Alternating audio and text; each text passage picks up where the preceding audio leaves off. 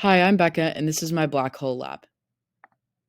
So, a quick introduction. The purpose of this lab is to determine the net force acting on a star due to a black hole, calculate the mass of a black hole using the net force, and determine the initial velocity of a ship that can leave a planet and escape the grasp of a black hole without crashing. Some basic models used: Newton's second law, also known as the momentum principle, parallel and perpendicular components of net force, and breaking down the net force into these components will allow us to consider the different directions in which the force from the black hole acts on the objects. And then we will also use the law of universal gravitation just to calculate the mass of the black hole most directly, and we will rearrange this formula to isolate the mass of the black hole. So for part one, our system will be the star and our surroundings will be the black hole. Initial conditions: for part one, we will assume that the time between data points in our trajectory is 1 day or 86,400 seconds. The mass of the star is 2.08 times 10 to the 30th kilograms, and the net force on the star is solely caused by a black hole located at the origin. For part two, we will assume that net force on the spaceship is caused by the planet or black hole. The mass of the planet is 9 times 10 to the 28th kilograms, and the mass of the black hole is retained from part one. And then the mass of the ship will be 7 times 10 to the 10th kilograms. So details of coding for part one: we will find the momentum of the star by multiplying the mass and velocity. The changes in velocity and momentum will be found by subtracting their initial values from their final values, and the change in momentum over the change in time will be used to find the net force, or dp over dt, and then we will break the net force into two components. The parallel component will just be the derivative of the magnitude of p times p hat divided by delta t, and the perpendicular component is just the parallel component subtracted by the net force. We will then rearrange the law of universal gravitation to solve for the mass of the black hole. So net force times radius squared divided by mass of star times universal gravitational constant. And then there's a link to my code there. So results of part one: the mass from the computational model was 1.096 times 10 to the 34th kilograms. The net force was 8.44 times 10 to the 28th newtons.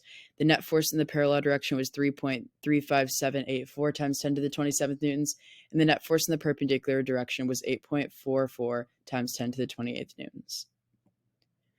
What does it mean, net force versus momentum? So net force in the parallel direction changes the magnitude of the momentum, and in the perpendicular direction, it changes the direction of the momentum. Components of net force, i.e. force of gravity, change the rate of change of momentum, and changes in net force change rate of change of momentum through dp over dt equals F net.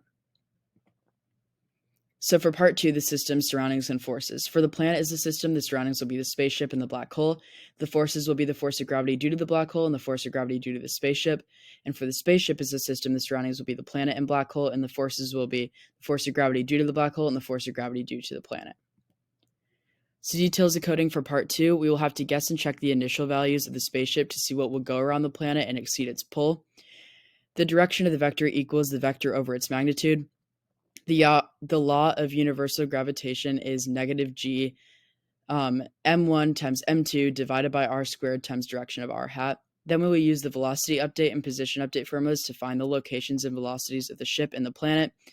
And then final velocity is just average velocity in this case due to a non-constant force of gravity. And then we will guess and check until the line is going around the black hole without crashing. And the speeds and directions can't exceed the speed of light. And logically, the y direction will be positive and the negative x direction will also be present. And then there's a link to my code there. So results of part two: the sets of values I used in this example were the ship's speed in the x direction is negative 3.8 times 10 to the 7th meters per second. The ship's speed in the y direction is 3.9 times 10 to the 6 meters per second. And then here in the graph to the right, the blue line represents the planet and the pink line represents the ship. So what if entering into orbit? The closest I found for an orbit of the spaceship was 1.85 times 10 to the 6 meters per second in the x direction and 1 times 10 to the 7th meters per second in the y direction. Possible sources of error: a computational model will not perfectly predict real motion, which does not act in an ideal manner. Conclusions: components of net force change rate of change of momentum or direction of momentum, and we can use the universal law of gravitation, Newton's second law, and the principles of curving motion to escape a black hole or escape its orbit. Thank you.